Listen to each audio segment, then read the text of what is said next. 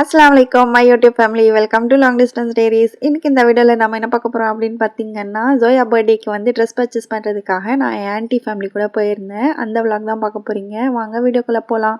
இது என்னன்னு பார்த்தீங்கன்னா, நவம்பர் 1 வந்து அவங்க ஸ்கூலில் கலர்ஸ் டே செலிப்ரேட் பண்ணியிருந்தாங்க. பிங்க் ஆர் ரெட்டு தீமில் வந்து ட்ரெஸ்ஸு போட்டு வரணும். சேம் அதே மாதிரி ஸ்நாக்ஸ்க்கு வந்து பிங்க் ஆர் ரெட்டு கலரில் வந்து ஸ்நாக்ஸும் எடுத்துகிட்டு வரணும், ஃபுட்டு அந்த மாதிரி சொல்லியிருந்தாங்க. லெப்னா கிட்ட வந்து பார்த்தீங்கன்னா புதுசாக போடாமல் ட்ரெஸ்ஸு ஒன்று இருந்துச்சு. அப்படியே அன்றைக்கி அது யூஸ் ஆகிடுச்சு. பிங்க் கலரில் போட்டு விட்டுட்டேன்.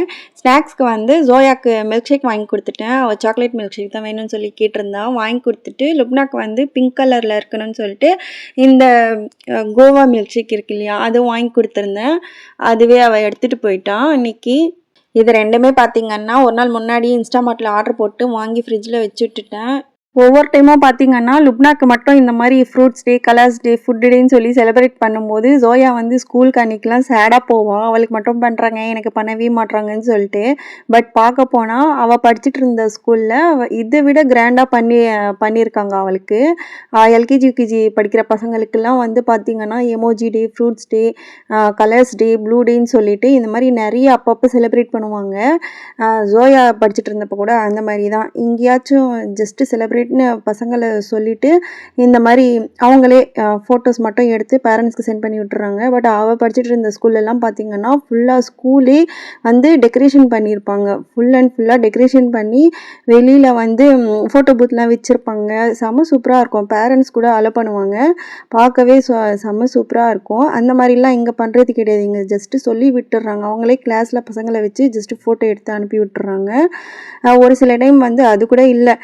பார்க்க போனால் அதோட கம்பேர் பண்ணால் இது கம்மி தான். பட் அவளுக்கு ஞாபகம் இல்லாததுனால அவள் சேட் ஆயிடுறா. எப்படின்னா வந்து அன்றைக்கி இந்த கெட்டப்பில் தான் போயிருந்தான். மாஷால்லாம் பார்க்குறதுக்கு அவ்வளோ க்யூட்டாக இருந்தான். அந்த ட்ரெஸ்ஸில் அந்த ஹேர் பேண்ட்லாம் போட்டுட்டு மேக்கப் பண்ணிவிட்டு செம்ம சூப்பராக இருந்தான். போய் ஸ்கூலில் விட்டு வந்துட்டேன். அன்றைக்கி வந்து கலர்ஸ் டே இந்த மாதிரி தான் போச்சு அவளுக்கு.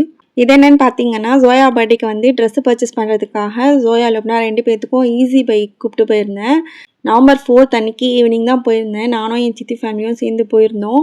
அன்றைக்கி ஈவினிங் 5 o'clock அந்த மாதிரி தான் கிளம்பியிருந்தோம் வீட்டிலேருந்து. ஃபஸ்ட்டு நேராக பார்த்திங்கன்னா வெஜிடபிள்ஸு, ஃப்ரூட்ஸ்லாம் வாங்கணும்னு சொல்லிட்டு ஃபஸ்ட்டு மார்க்கெட் தான் போயிருந்தோம். மார்க்கெட் போய் அதெல்லாம் வாங்கிட்டு அதுக்கப்புறம் என் சித்தி பையனுக்கு வந்து பர்த்டே வருது நவம்பர் 30. ஸோ அதனால அவனுக்கு கிஃப்ட்டும் வாங்கி கொடுக்கணும்னு சொல்லிட்டு ஃபஸ்ட்டு கடைக்கு கூப்பிட்டு போயிருந்தேன். கூப்பிட்டு போயிட்டு அங்கே வந்து அவன் ரெயின் கோட் தான் வேணும்னு சொல்லிட்டு இருந்தான். அவனுக்கு ஒரு ரெயின் கோட் வாங்கி கொடுத்துட்டு அதுக்கப்புறம் அங்கேருந்து பெரிய சித்தி பையன் ஜுனேத் சொல்லிட்டு ஒருத்தவன் இருக்கான். அவனுக்கு வந்து யூனிஃபார்ம் வாங்கணும்னு சொல்லிட்டு இருந்தாங்க அவங்க அம்மா. ஸோ அங்கே போயிட்டு யூனிஃபார்ம் வாங்கிட்டு அதுக்கப்புறமா லாஸ்ட்டாக வந்து ஈஸி பை வந்தோம் ட்ரெஸ்ஸு வாங்குறதுக்கு 2 பேர்த்துக்கும். பசங்க ட்ரெஸ்ஸை விட பார்த்திங்கன்னா பொண்ணுங்க ட்ரெஸ்ஸு வந்து நிறைய இருந்துச்சு. எந்த ட்ரெஸ் எடுக்கிறது எந்த ட்ரெஸ் விட்டுறதுன்னே தெரியல. அவ்வளோ சூப்பராக அவ்வளோ கலெக்ஷன்ஸ் இருந்துச்சு ஈஸி பையில். ஃபஸ்ட்டு மேக்ஸ் போகலான்னு தான் அந்த சைடு போனது. அப்புறமா வந்து சரி ஃபஸ்ட்டு இங்கே போயிட்டு பார்க்கலாம், அதுக்கப்புறமா அங்கே போகலான்னு சொல்லிட்டு இங்கே போனது தான். இங்கேருந்து வெளியில் வரவே மனசு இல்லை. 2 ட்ரெஸ்ஸுமே சூப்பராக இருந்துச்சு. நிறைய வந்து பிங்க் அண்ட் ஒயிட் தீமில் தான் செம்ம சூப்பராக இருந்துச்சு. ஒயிட் இருந்தாலும் பரவாயில்லன்னு சொல்லிட்டு 2 பேர்த்துக்கும் 2 ட்ரெஸ்ஸு எடுத்துட்டேன். அன்றைக்கி நான் மேக்ஸ்க்கு போயிருந்தேன். ஒரு செட்டு ட்ரெஸ்ஸு வந்து 1000 rupeesக்கு வாங்கியிருப்பேன். பட் இங்கே வந்து 2 பேர்த்துக்கும் 2 செட்டு ட்ரெஸ்ஸு நான் 1000 rupeesல எடுத்துட்டேன். இப்போ நீங்கள் பார்க்குறீங்க இல்லையா, இந்த 2 ட்ரெஸ் தான் 2 பேர்த்துக்கும் எடுத்திருந்தேன். ஃபைனலாக வாங்கிட்டு பில் பே பண்ணிவிட்டு அங்கேருந்து கிளம்பிட்டோம். நெக்ஸ்ட்டு வந்து வர வழியிலேயே பார்த்தீங்கன்னா KFC இருந்துச்சு. சரி அங்கே போயிடலான்னு சொல்லிட்டு அங்கே போயாச்சு. ஃபஸ்ட்டு அங்கே போகிற பிளானே இல்லை. ஈவினிங் 5 o'clock வீட்டில் இருந்து கிளம்பணும் இல்லையா, இது எல்லாத்தையும் பர்ச்சேஸ் பண்ணிவிட்டு வெளியில் வரத்துக்கே பார்த்திங்கன்னா 8 o'clock ஆயிடுச்சு. கண்டினியூஸ் 3 hours பசங்க வந்து எதுவுமே சாப்பிடாமல் இருந்ததுனால பசிக்குதுன்னு சொல்லிகிட்டே இருந்தாங்க.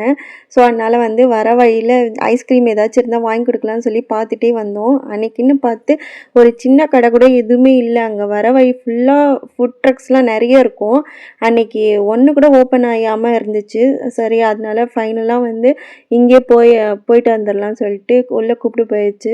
நாங்கள் விழுப்புரமில் இருந்த வரைக்கும் பார்த்திங்கன்னா KFCலாம் அப்பப்போ போயிட்டு வருவோம். பாண்டிச்சேரி போனால் கூட போயிட்டு வருவோம். ரேட்லாம் ரொம்ப கம்மியாக இருக்கும், நிறைய குவான்டிட்டி வரும். பட் இப்போ பாஸ்ட் 1 year பார்த்திங்கன்னா ரேட் வந்து ரொம்ப அதிகமாக ஏற்றி விட்டானுங்க.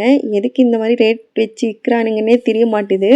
அவ்வளோ ரேட்டு ஹெவியாக இருக்கனால 1 இயர் ஆயிடுச்சு கரெக்டாக நாங்கள் கேஎஃப்சி போயிட்டு. 1 இயர் லாஸ்ட் இயர் வந்து டிசம்பரில் போயிட்டு வந்தது. அதோட இந்த இயர் நவம்பர் தான் நாங்கள் போனது அங்கே. அதுவுமே ஜோயாவுக்கு வந்து ரொம்ப பிடிக்கும், எனக்குமே பிடிக்கும் தான். ஜோயா ரொம்ப அப்பப்போ கேட்டுகிட்டே இருப்பான். ஸோ அதனால் அவளுக்கும் எங்கள் சித்தியோட சின்ன பையன் இருக்கான் இல்லையா, அவனும் கேட்டுகிட்டே இருப்பான். ஸோ அவங்க அந்த 2 பசங்க ஆசைப்பட்டதுனால அவங்க 2 பேர்த்துக்காக தான் நான் அன்றைக்கி கூப்பிட்டு போயிருந்தேன். அங்கே போயிட்டு ஆர்டர் போட்டு பார்த்தீங்கன்னா ஒரு 1/2 அன் ஹவர் எப்படியும் வெயிட் பண்ணியிருப்போம். இது வரத்துக்கு 1/2 அன் ஹவர் அந்த மாதிரி ஆயிடுச்சு. ஆளுக்கு ஒரு பர்கர் வாங்கிட்டு காம்போ செட் ஒன்று வாங்கிட்டோம். அதில் வந்து ஃப்ரைட் சிக்கன், இந்த ஃப்ரெஞ்ச் ஃப்ரைஸு, அப்புறம் கூல்ட்ரிங்க்ஸ் வந்துருந்துச்சு. எல்லோரும் ஷேர் பண்ணி சாப்பிட்டு வரப்போ வந்து பார்சல் வாங்கிட்டு வந்திருந்தேன். அன்றைக்கி வந்து எங்கள் அத்தை பையன் அவங்க ஃபேமிலி வந்திருந்தாங்க. ஸோ அவங்களுக்கும் கொடுக்கணும்னு சொல்லிட்டு அன்றைக்கி நைட்டு வரப்போ வந்து அவங்களுக்கு மட்டும் பார்சல் வாங்கிட்டு வந்தாச்சு. கேஎஃப்சி உள்ளே போனப்போ பார்த்தீங்கன்னா டைம் வந்து 8 o'clock அந்த மாதிரி இருந்துச்சு. நாங்கள் எல்லோரும் சாப்பிட்டு முடிச்சுட்டு பார்சல் வாங்கிட்டு அங்கேருந்து கிளம்பி வீட்டுக்கு வரதுக்கே பார்த்தீங்கன்னா ஆட்டோ பிடிச்சி வந்தது 9:30 அந்த மாதிரி ஆயிடுச்சு. லுப்னா பர்த்டேக்கு வந்து நான் எதுவுமே செலவு பண்ணி செலிப்ரேட் பண்ணலை. ட்ரெஸ்ஸு கூட வீட்டில் இருந்தது வச்சு தான் போட்டு அனுப்பி விட்டுட்டேன் பாப்பாவுக்கு.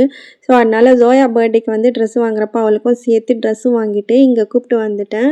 அன்றைக்கி கேஎஃப்சியில் மட்டுமே பார்த்தீங்கன்னா 2500 பே பண்ணிவிட்டு வந்தேன். 1 இயருக்கு மேலேயே ஆயிடுச்சு. பாப்பாவும் அப்பப்போ கேட்டுகிட்டே இருப்பான். அதுவும் இல்லாமல் எங்கள் ஹஸ்பண்டும் இல்லாததுனால நான் எங்கேயுமே அதிகமாக கூப்பிட்டு போகிறதில்ல தனியாக பசங்களை. அன்றைக்கி ஏதோ ட்ரெஸ்ஸு வாங்கிட்டு வர வழியில் பார்த்தீங்கன்னா கரெக்டாக கேஎஃப்சி இருந்துச்சு. என் கண்லேயும் பட்டுருச்சா, எனக்கும் பார்த்தோன்னே டெம்ட் ஆயிடுச்சு. வரத்துக்கு மனசே இல்லை எனக்கும். சரி அந்த டைமில் பார்த்து கரெக்டாக என்கிட்ட காசும் இருந்துச்சா.